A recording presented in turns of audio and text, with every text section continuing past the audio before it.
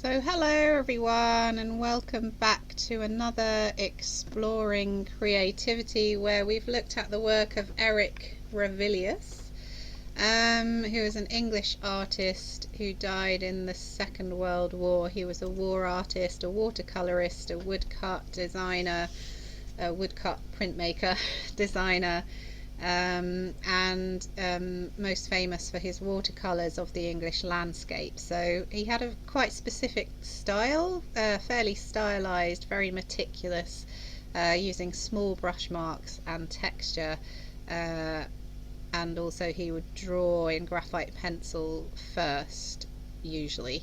So I'm just about to demonstrate how to achieve a style similar to his. So I'll get started in just one moment. So I have these images in front of me. I've got the anchor, the lighthouse with some sort of sandy, watery beach estuary maybe thing, and these boats. And what I'm going to do is work portrait. So I'm just going to kind of shrink everything. I've got a mechanical pencil, but you can use just an HB pencil or any kind of pencil, and I'm going to just cut my paper in half to make it a little bit smaller. So I'm going to work portrait, and what I'm going to do is, just looking at these images, I'm just going to kind of draw out an imaginary landscape using them as inspiration. So I'm going to start with the lighthouse and the sky and the estuary, and thinking back to the way Eric Ravilious would draw quite simplified and very minimal, because when we add the watercolor paint, it will show through, like the lines of the drawing will show through, and so just being aware of that, and knowing that that is the case, that when you add the paint on, so you want to just be aware when you're adding your lines, and also kind of doing them in the minimalist kind of way. So just bringing the swoop of the horizon down, I'm kind of doing it in one flowing line, so I'm not being too sort of lifting my pencil up and down off the page. I'm kind of going in one flowing line, and I think what I'm going to do is get in a little bit closer so you can see what I'm drawing a bit more clearly. So using very flowing lines, and so rather than sort of doing scratchy lines where you lift up and down, you're drawing as much as you can, keeping the pencil in contact with the paper, so keeping it simple.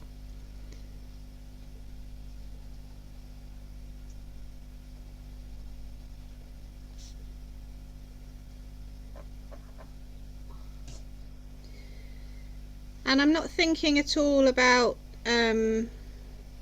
texture at this stage. I'm just drawing the lines that I can see, because everything else I'm going to add with the brush, using the brush like a pencil.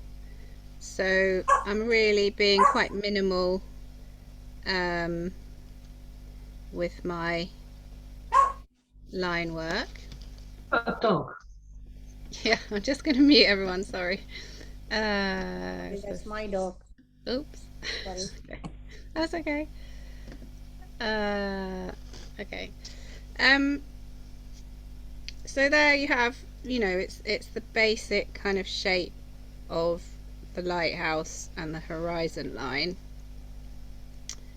because there isn't a huge amount of texture that Ravilious would draw in. He was drawing in you know, just some shape. There was texture in the one that we looked at with the pebbles at the front, so when I get to the front I'm probably going to add some kind of texture there. And then he was very good at compositionally putting things in the right place compositionally. So I'm going to try and replicate that. So I've got the lighthouse at the top here, and then if I'm following the rule of thirds, which is where you have the lines of interest on kind of the third, like you don't have anything bang in the middle, you have it kind of split your page into 3 sections and kind of work that way. So I'm thinking about the anchor. I'm going to bring that in right down the bottom here and have the boats coming in at the side here, kind of on the line of the thirds, if you like, because this is nearly a third way down. So the next third line would be around here, which is where I'm going to put the boats, and then have the anchor kind of right in the foreground at the bottom. So I'm going to add the anchor next, again using a very flowing line, and making it quite dramatic, bringing it in.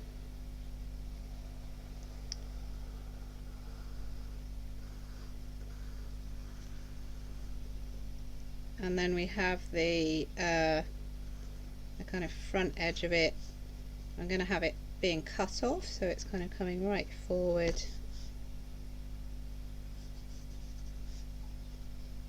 So there's your front edge of your, you know, your front, or your side side of your anchor kind of thing. And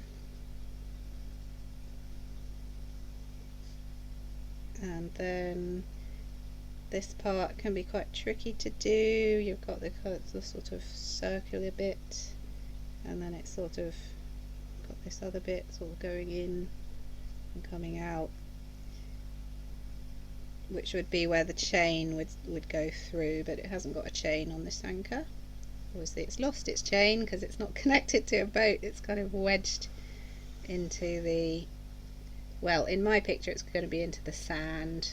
In the photograph I've got it's wedged into the ground, but we're going to stick with the kind of seaside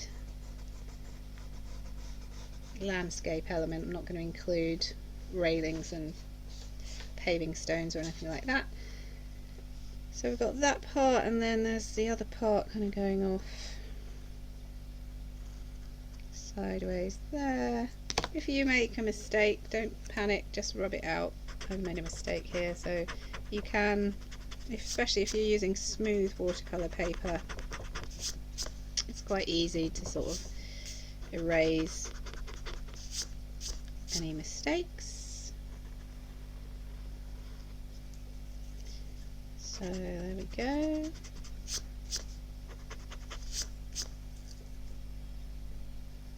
Just making that a little bit rounder, it's a bit more funny shape. Okay, so I've got my skyline, you know, my background if you like, and my foreground elements in, and so now I'm going to just add the boats, thinking about how things relate to each other in the composition, like what the negative space is going to look like, and also again, you know, thinking about the rule of thirds, the line of thirds. So I'm going to have, I think I'm going to bring the boats in quite low down, sort of somewhere like here, coming in here, so quite close into the anchor, which is on, you know, one of the line of thirds, so it doesn't break up the composition too much. And again, with sort of flowing lines, just looking at the lines of the boat, it sort of comes straight along and then curves round to a point, and then the other side sort of curves round. It's quite thin, these little rowboats, quite thin boats. And then you've got a little bit of an edge, so I'm just going to follow that line back down along, pressing quite hard with my pencil, keep it in line with the page, and then it does overlap a bit, so I'll kind of messed up a little bit there, so again, rub that line out, because we've got this corner bit that sort of does something like that. Okay, and then this part is thicker, so I start to bring this line along, running my pencil all the way along. I'm not lifting it up at all, it's just in one smooth line all the way around to the tip here. So you curve it, you sort of curve it and then swing it out there. And then looking at the shapes within the boat, they're sort of curvy triangles, if you like, and then you've got these slats where the seats go across. So I'm just going to draw that sort of diagonal line, working out roughly where the seat starts. There's this little triangle here which is quite dark. Again, I'm not actually going to draw any of that stuff. I'm not making any marks with my pencil to draw any tone or value or any texture or anything. I'm literally just drawing the lines, the outlines of everything, because I'm going to use my brush and my paint to describe everything else that's going on. So so just looking at how the seat slats sit in the boat, kind of starts around here, and it's just a straight line but doesn't go all the way to the end. There's this margin, this edge here. So having said that, I'm just going to do this straight line up to, it's about there, and then the angle of it follows the angle of the outside of the boat. So I just bring it along to, you know, you can make it as wide as you like. It's a seat on a boat, so it needs to be for my posterior, it needs to be fairly large. And then bringing it down, this line is the same, you know, the same angle as the other one, that other side. So you're just doing another line exactly the same as this one that joins up with that diagonal one that is in line with this one, and there you have your first seat. What I'm going to do is put the last seat in next, and then I'm going to do the middle one after that. So again, it's the same kind of process. I've got this line here which I've realised is actually a bit wonky, but never mind. So I'm looking at, you know, don't have to get the distance precise to what's on the photograph. I'm going to make it a bit smaller and have this line going up here. It's going to go off the corner, because if I were to bring an imaginary line down from here all the way along the edge to here, you know, you can see that the corner of that seat is off the page. So I'm just gonna, that will help me to, you know, if I followed an imaginary line along here, keeping that distance similar, if not the same, that's how I might do these lines of this seat. And again, this line and this line will be the same angle, so I'm just drawing that in like that.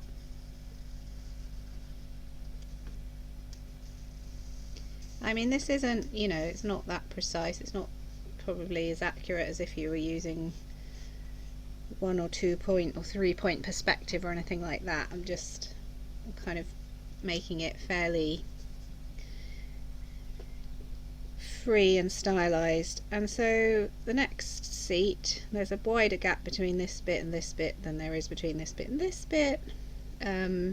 So I'm just going to choose where it starts, do this line of the edge along here, which is in line with this line roughly, and again you've got these two lines which are the side of it. It's looking all a little bit wonky, but you know, once we add the paint we can disguise that maybe. And then the other boat, that's at a slightly different angle to this boat. I do want that in because at the moment there's like 3 elements you know, if I have like 3 elements across here, it's going to make the composition more interesting. It's going to, you know, it'll just be nice. So just drawing in the tip of that boat, and then it sort of comes out a little bit. It's a lot thinner than the other boat. And there's this sort of line here, and then this line curves around like that. I've exaggerated a bit, but it's roughly like that. And then again, you have, so just looking at how the angles sit. If I bring this picture of the boat, it's not that clear, but you know, the angle of this seat, it goes like that, you know, but then the angle of the seats and the other boat go the opposite direction, so it's like, it's sort of like a V shape or something. So just looking at that, you know, knowing, I mean, you could do them going the same angle if you wanted to. I'm actually going to draw the bottom of the boat here, even though it's not on the picture, just to, that'll give a nice little triangle there of interest. So if you wanted, you could do it the same angle, but I quite like the fact that it's at a different angle, so just makes it a little bit more interesting, if you like. So I'm gonna put them in at a different angle, which might be tricky. You know, it's a little bit of a tricky one, kind of, your brain is going, but that's the wrong, you know, whatever. But anyway, it's a skill. Anyway, so there we are. So there we have, so we've got the boats,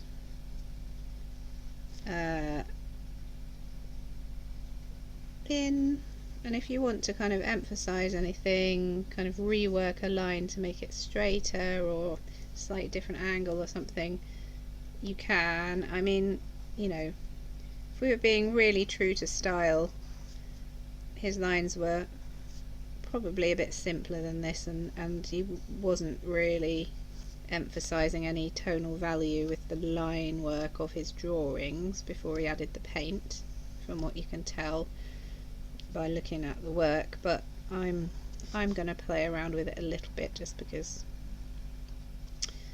I'm not Eric Ravilious. I'm me. And so I want to add these. We've got these oar, whatever they're called, I don't know what the technical term for them are, oar rests or something, and I like the shape of them, so I'm just going to draw them in, these little U-shaped whatchamacallits, one there and one there. That's where the oars sit in them.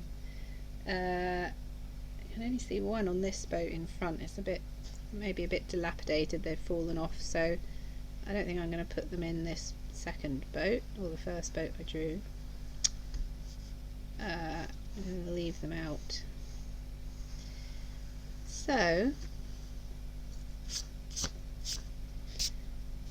okay, so that's my drawing, and that really is, actually it's not all, because I want to put in, so in one of the pictures we looked at, he'd drawn the pebbles in the foreground in pencil, and you could see it underneath the watercolour paint. So I do want to replicate that, and obviously these aren't pebbles, there's no pebbles in this one because it's an estuary, it's kind of muddy squiggles of sand. So I'm going to draw some sandy squiggles in the foreground. And you can achieve that just by wobbling your pencil, and that's a technical term. You wobble your pencil as you draw a sort of elongated oval shape, and the wobbling or wobbling of your wobbling your pencil will create like this curviness, this sort of, you know, impression of sandy squiggles. It's also, this kind of shape is very much, if you're drawing or painting water, you can use this kind of wiggly shape for highlights on the water, and it really accentuates watery shapes and highlights. It's not necessarily about accuracy really, it's about kind of giving an impression of something.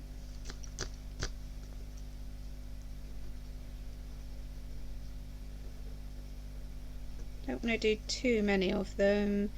It's all about the atmospheric perspective of getting a lot of detail and kind of interest in the foreground, and then it sort of disappears off so that the stuff that's going on further away is less intense maybe. I'm just going to add this line because there's this line of where the colour of the it's not actually in line with the horizon line, so I might just do another line here. Actually, I just got that wrong. Anyway, never mind. So I'm just doing that. I'm kind of so tempted to add more details in pencil, but I do want to try and be true to the artist we've looked at, so I'm going to hold back from that. And everything else I'm going to do in paint. So I'm just going to pause while I check in with the students in the room before I start my next thing. Right, so what I'm going to do is I'm going to start with the sky, and what I want to show you is one of the methods that Ravilious used was where he did put like a wash, but a very, very incredibly subtle wash, and then he would let that dry and then he would work on top of it. So I'm going to do that in the sky, and I'm going to use a gamboge yellow, but if you haven't got gamboge you can use like a cadmium yellow or Naples yellow, any kind of yellow, pale yellow basically, that you've got in your kit, or even a lemon yellow. And then I'm going to use a fairly large flat brush, but I just need to find, I thought my brushes were down here but they're up there, so one sec. So the thing about applying, when you're applying like a fine wash, or you want to capture softness in your work, the softness of your brush is important. So this is quite a soft brush, so just bear that in mind. You know, if you're going to use a bristle brush it will have a very different effect. And you want to load your brush up with plenty of water. So take your time with that, with getting your brush all very full of water, and then add the water to the paint, and I want, you know, I want it to be very pale. So I'm going to add lots of water. I'm actually going to take it across to this other dip because otherwise it's going to be too bright. So I'm making like a very, very pale, and the way you achieve that is by adding more water. When you're working with watercolour, adding more water will make your paint paler. And then I'm just going to apply it all across the back of the lighthouse. So I'm not going to leave, if you want to leave room, if you want to have white clouds, this is where you would leave. I'm not going to. I'm just going to do this wash all across my background, but it's very, very pale, and there are areas it's not taking that well to the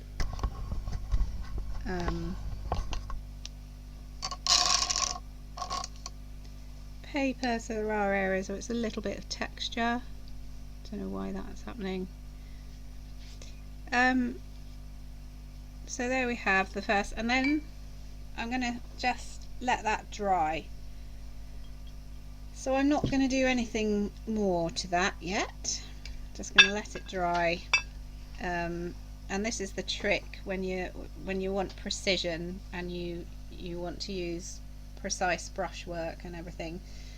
You've got to be careful about letting all the layers dry. So the next thing I'm going to do is I'm going to apply a wash over my boats, but I'm going to use a different colour. So I'm going to use a light blue, but again making it very pale. So I'm going to use a cerulean blue.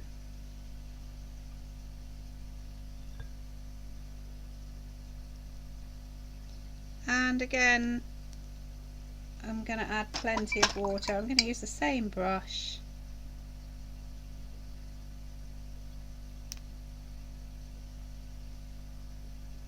And again making it extremely pale, hardly any paint in it at all. And I'm going to just block in the entire boats.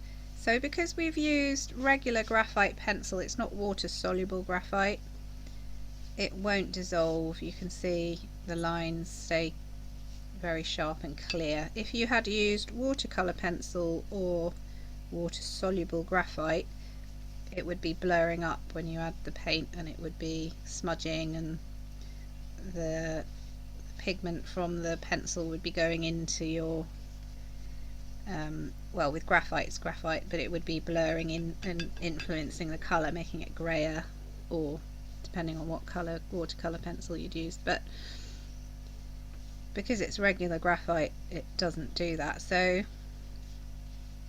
it's very subtlety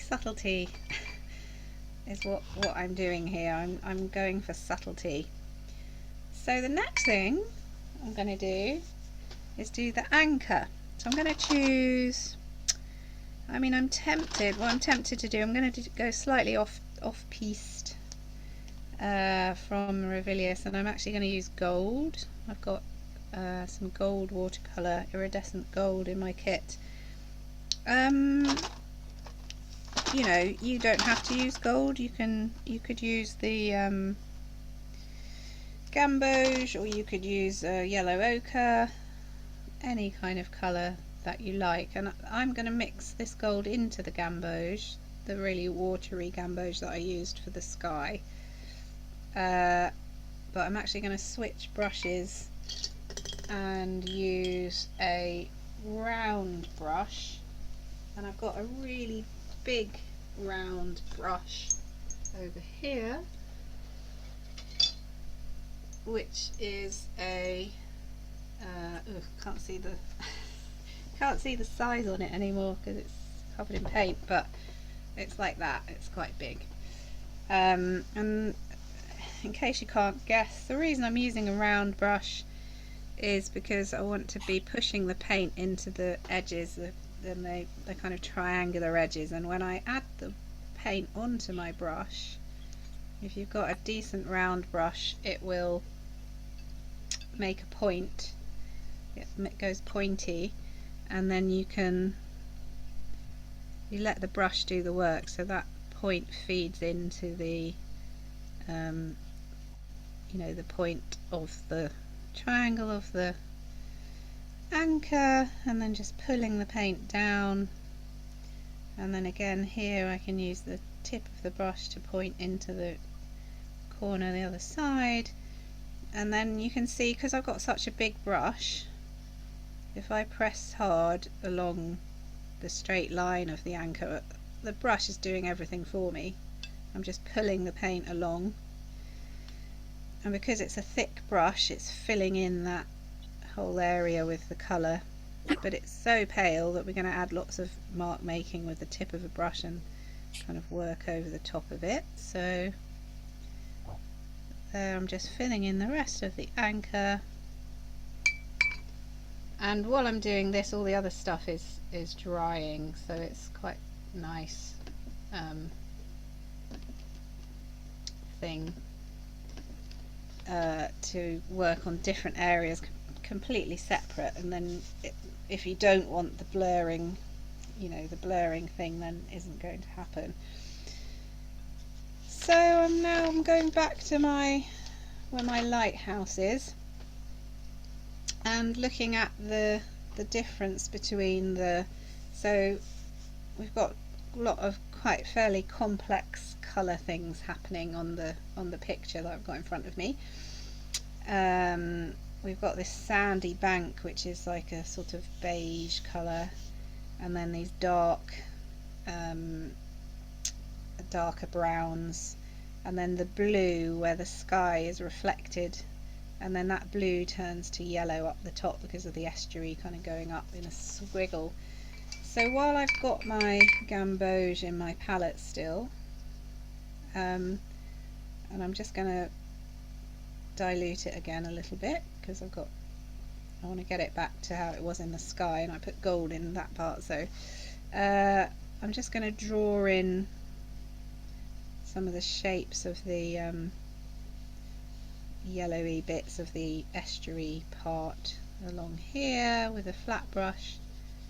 I'm just moving it from side to side like this to describe those light bits where the yellow light is happening. And then I'm going to get like a beige or like a brown. I've got Aussie red gold I'm going to use, but you can use any kind of brown. You could use burnt sienna, burnt umber, yellow ochre, any kind of brownish colour. And I'm going back to my large round brush, and I'm adding lots of water to this Aussie gold, which is a sort of nice pale brown colour. And then I'm just going to fill in where that colour is along the bank. I'm going to be careful as I lift it up to the edge. I think the sky is dry, but it might still be a bit wet, so just try and leave a little bit of maybe a tiny millimetre margin so it's not going to bleed into the sky if the sky is still wet. And then it's kind of a little bit underneath as well, and then across, and again bringing it up to the edge of that where I've just put that yellow, and then I'm going to do a little thin line across here just for consistency. So there we have got some nail varnish on there too, texture. So now if I weren't doing this in the style of Ravilious, I would now be feeding in all these dark tones and stuff to the wet watercolour and creating these washy effects. I have to try quite hard not to do that because it's generally the way I work, so I'm kind of struggling a little bit with this precision, this precise style, but we'll overcome that. So now I'm going to add some darker brown, so all these dark brown tones that you've got in the sand and the estuary, and I'm going to use burnt sienna for that. So I'm just going to put a little bit of burnt sienna, but what I'm going to do is add some cerulean blue, or maybe Prussian blue, but I don't think I've got any Prussian blue. Do I have any Prussian blue?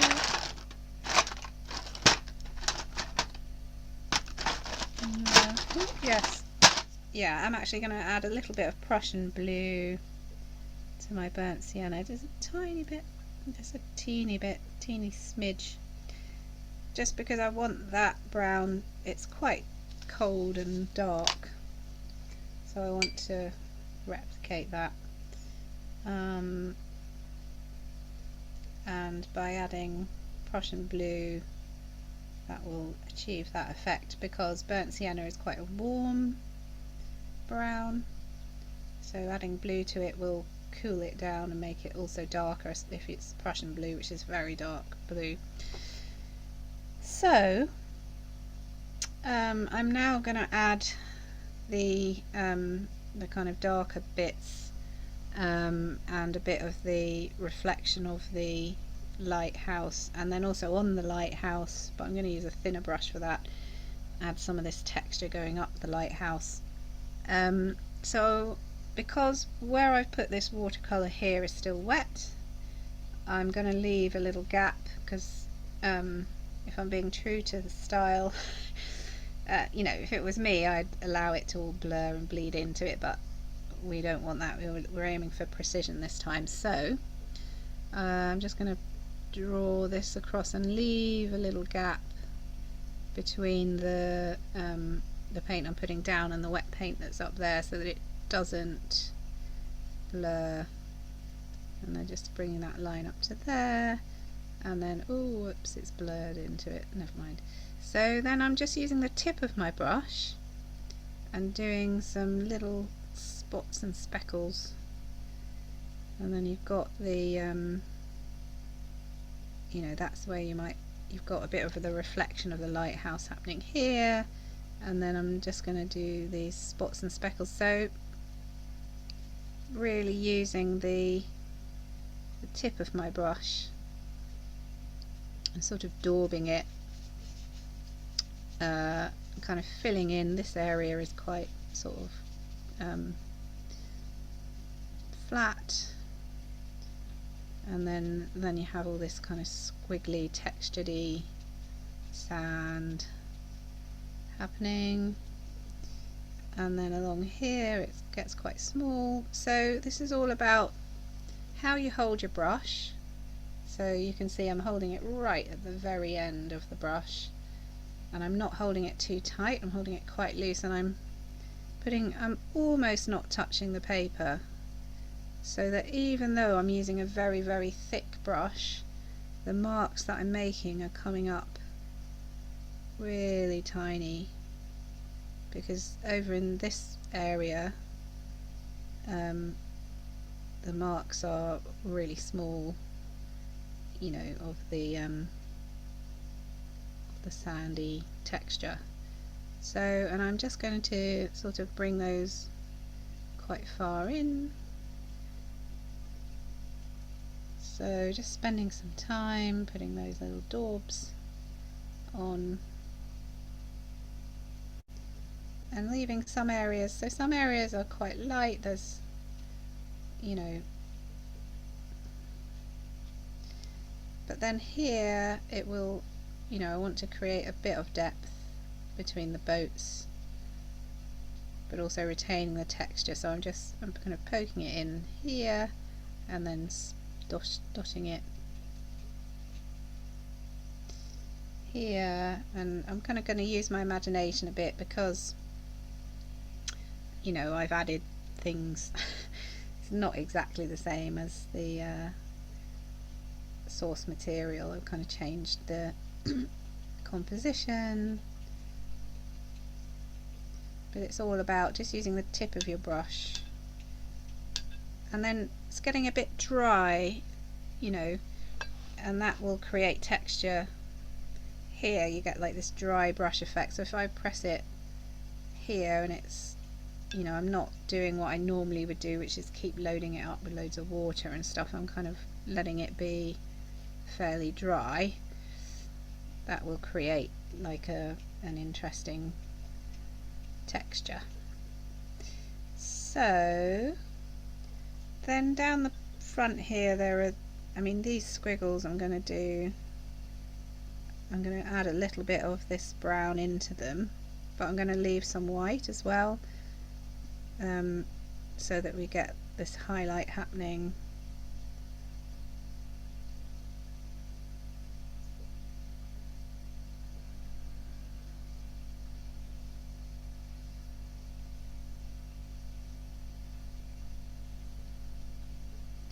And then while I've got this dark brown,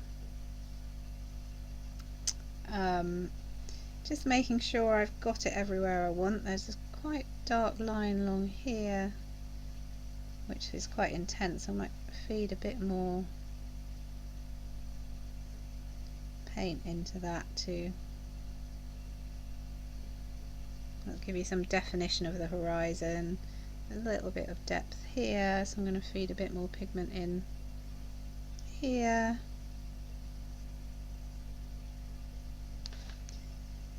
I don't want to overdo it. Just being aware that I'm trying to be subtle. Trying. And there's a kind of a depth to the horizon here, so I'm just going to add some in here, maybe make some of these little speckly bits at the top here, and just one or two along there. And then now this part of my lighthouse is very dark, so I'm just going to fill that in.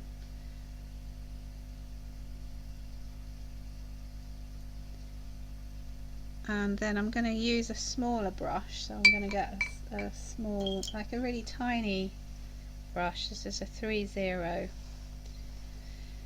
because I want to make all the little marks on the body of the lighthouse, and I'm going to do that just by going up and down with the tip of this very tiny brush, and also on its side, because some of them is brick work, so some of it is sort of gunge, seaweed and stuff, so the sea must come really high up, where it's all sort of corroded the bricks, and some of them are actual, you know, in the shape of the bricks.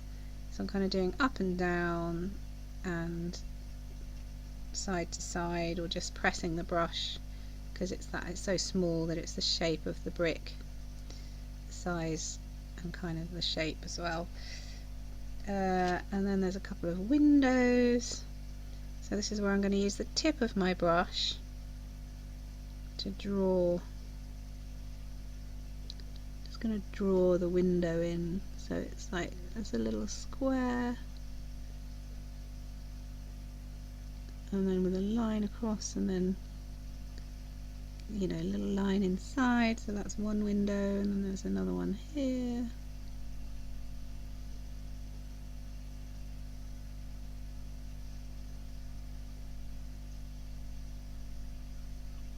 So that just gives a little detail and a little character to your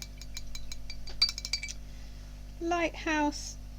And then while I've got the little brush in my hand and this brown on my palette, I'm going to draw the railings around, and again it's just, those are just straight lines going up.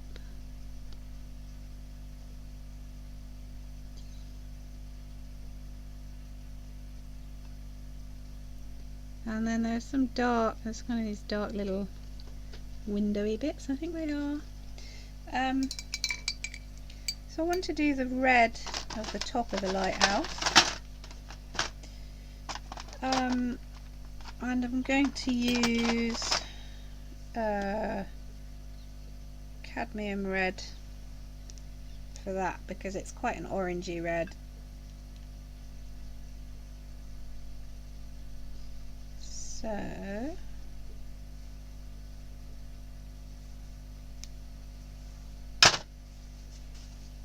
and I'm going to use a slightly bigger round brush for that, and I'm going to just dampen it, get some of that cadmium red onto my brush.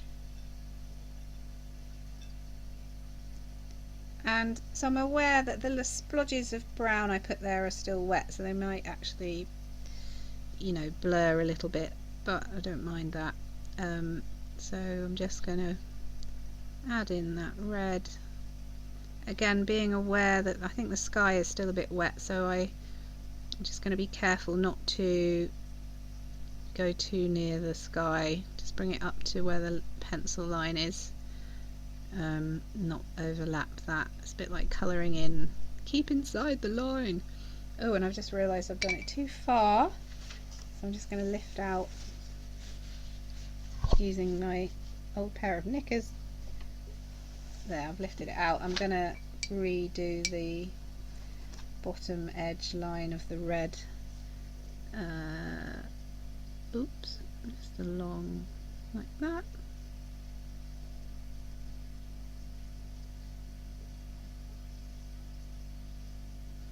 And I'm going to lift out again a little bit at one side, just because I quite like that effect. So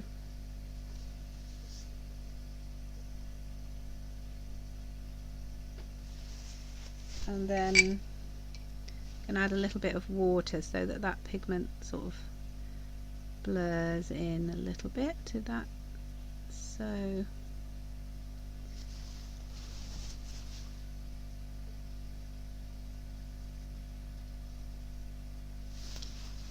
I'm trying to do it so that it's not too much, you know. And then there's this kind of golden light down the side of that lighthouse. I'm going to actually use the gold that I used for the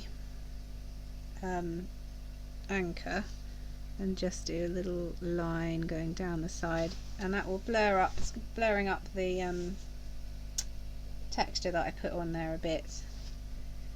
And there is a bit of greyness. I'm going to add a little bit of blue the other side, just kind of drop it in here and there, because again I don't want too much blurriness happening, but I just want to give a little bit of, and not too much tonal value, but a little bit of shadowiness happening there.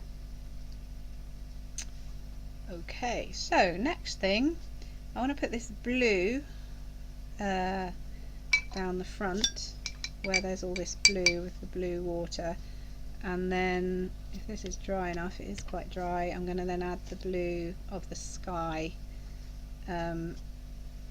So I'm using my round brush, and I'm going to make it quite intense blue at the front.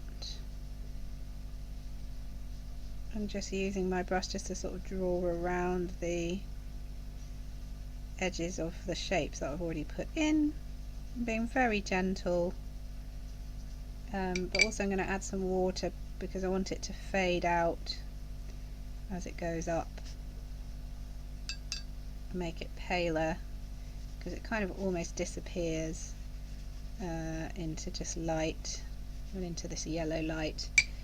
There is an area where it sort of merges, so I'm going to add a bit of that gamboge, bring it down a little bit. So have those two kind of merging together, but doing it subtly, maybe more subtly than I normally would, because I'm trying to be true to Ravilious. And then there's a bit of blue along here, so just adding that. There's also quite a lot of blue here, so I'm dotting my brush rather than doing it in a wash. And then I'm going to put lots of dots of blue around here, similar to the dots of brown, because it's very blue, but there is still some white for the highlights on the water. So just adding that, and then I'm going to come up to the edge of the boat, maybe making it a bit darker along that edge, but again trying to keep the subtlety of it.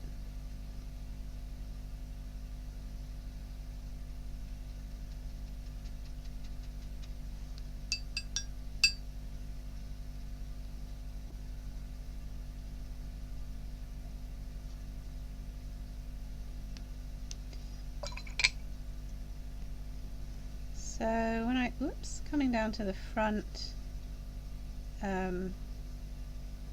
filling it in, this is probably the darkest area of the painting. I want to create that, or emphasize that atmospheric perspective.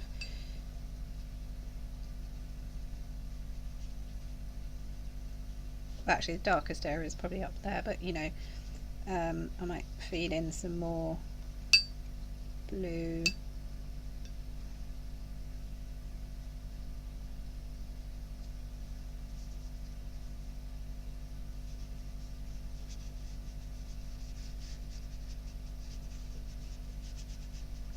So I'm going to feed in a little bit more blue. I've got this quite nice cerulean blue that's a bit more intense than the other cerulean blue that I use. So I'm just going to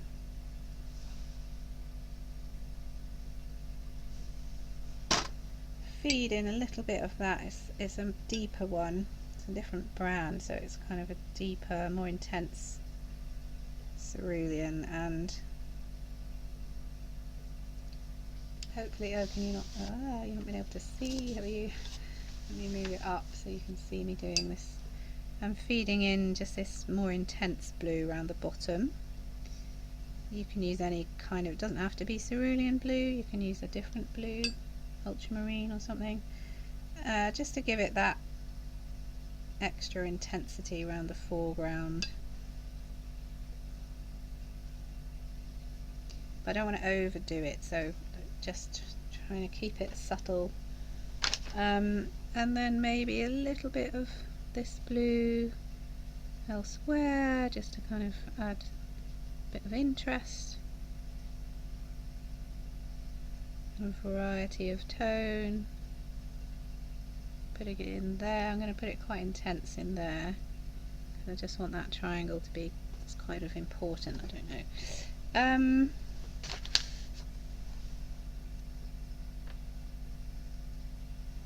I've got a bit of blurring going on. I'm really struggling with the graphic linear thing quite a lot. There we go. And then, so in the sky, I have to get out my opera rose, and I'm going to, whoops, I'm going to, it's all gone everywhere. I'm going to show you the way he tackled clouds. So finding a kind of smallish round brush, this size 4, this one, and then just taking this opera rose on the, I mean the colours I am using are more intense. If you want to tone it down a bit, you could mix in a little bit of yellow ochre or something, or Aussie red gold, but I'm kind of losing the losing the subtlety a little bit here. I'm just going to do these little lines and draw the clouds, and I'm going to draw the shape of the cloud using the tip of my brush. So a combination of kind of a drawn line and some hatching lines kind of combined to create this sort of cloud thing. And I'm sort of varying it from the picture. We can't see the top of it. Oh, sorry. Thanks, Usha. Oops.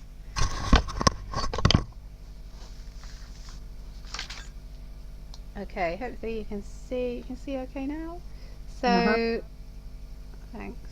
So then, yeah, putting in these little hatching lines, as well as drawing in the shape of a cloud. So just combining those two methods.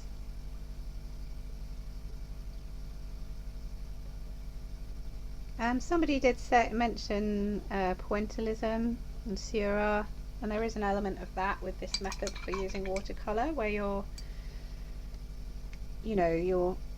really using marks, you're really using the tip of your brush and doing just points. And there were some skies that we looked at of Ravilious where he literally had drawn, like as I'm doing now, the sky was drawn using lines.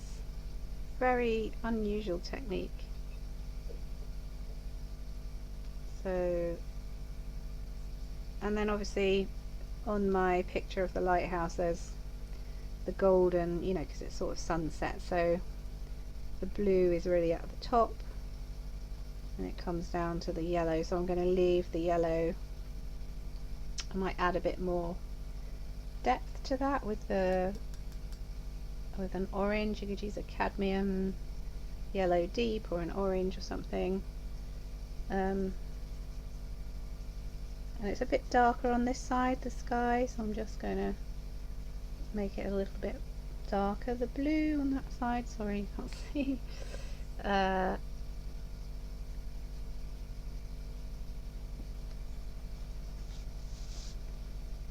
So you can see the kind of the amount of time it takes using this technique. You're not just doing big washes across everything, it's like very, very meticulous, very carefully drawn and carefully placed each mark. So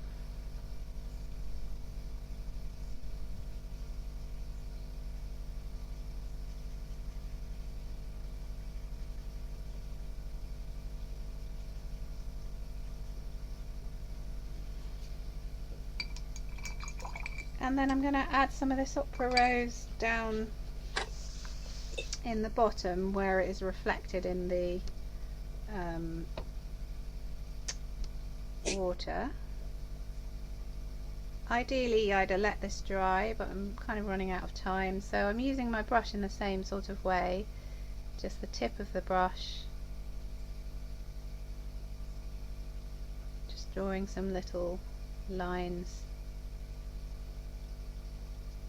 And because that paint here is still wet, it's blurring. I don't mind that.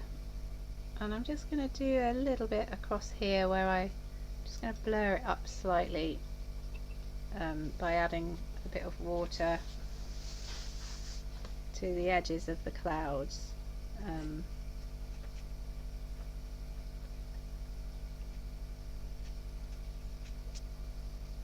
Okay, and then along the horizon line I'm going to use the gold, adding a little bit of cadmium red and the red Aussie gold, the orangey colour.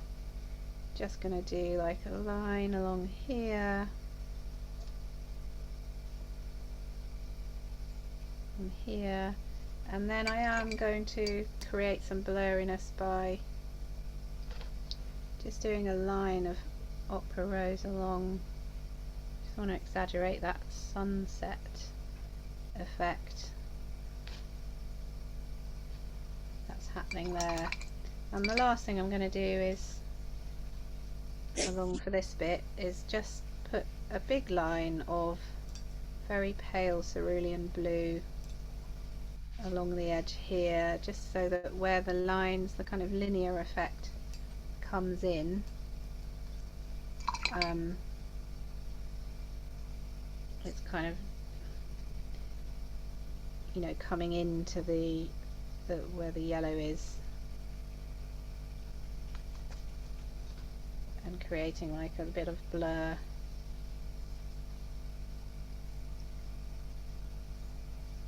So,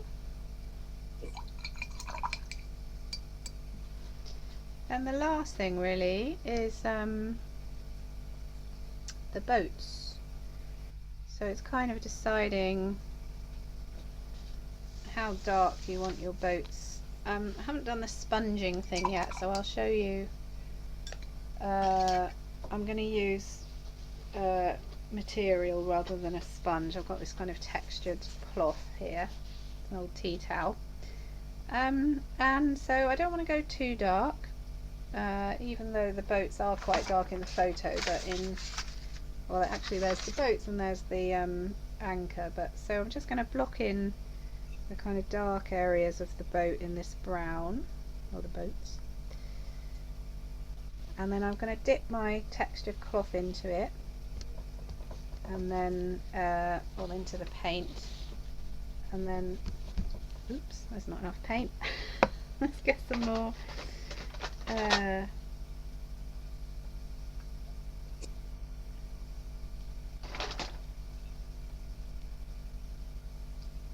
So we did a little bit of that texture thing with the dry brush that side. I'm just going to mix a very dark bluish brown, a little bit more brown in there.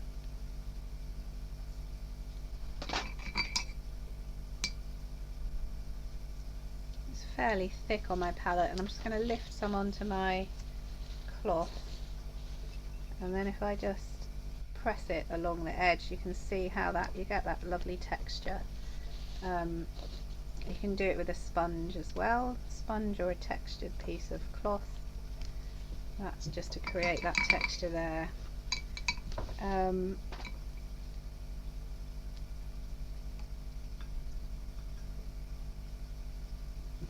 And then I'm just going to do the other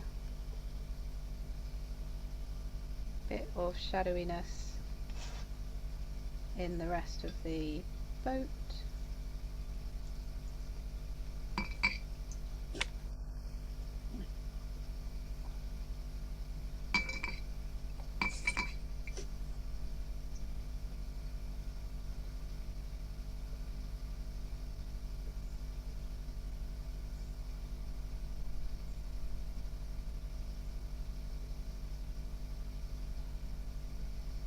And along the edge of the boat, maybe making it quite dark at the bottom, and then just a touch in the slats. They'll be paler, but I just want to colour them up a little bit. And then the last thing I'm going to do is use this red Aussie gold orangey colour to describe some line work in the anchor, because the ones we looked at which had an anchor, there was quite a lot of nice line work, and that will also have the effect of bringing the anchor forward, create perspective. So I'm just using the very tip of my brush and doing these contour hatching marks and lines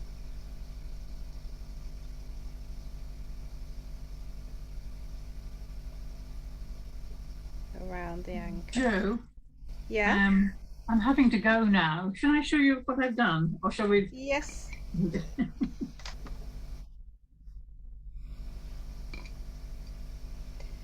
So just putting these little lines of definition along certain areas on the anchor.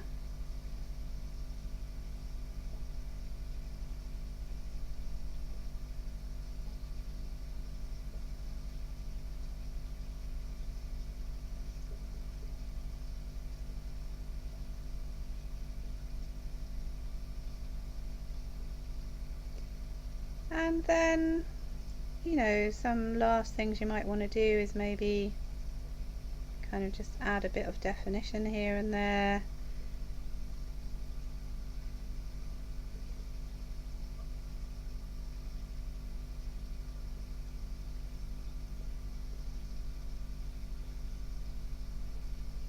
Maybe add more texture.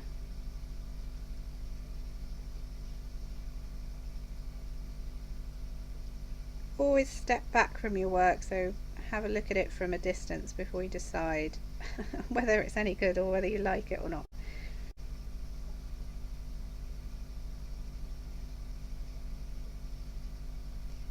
So I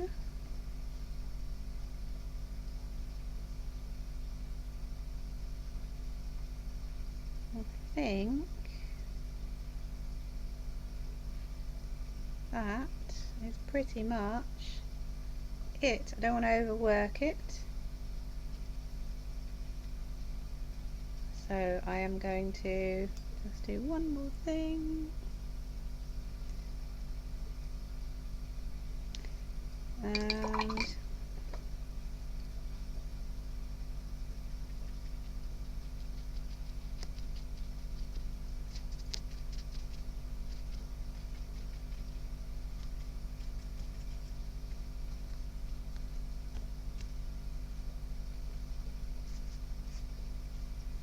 okay, I think I'm going to stop. Oh, sorry, I didn't see the top. I just blurred it up a little bit more at the top. That's as tall as my thingy will go. I hope you've enjoyed your Eric Ravilious style watercolour workshop. Bye!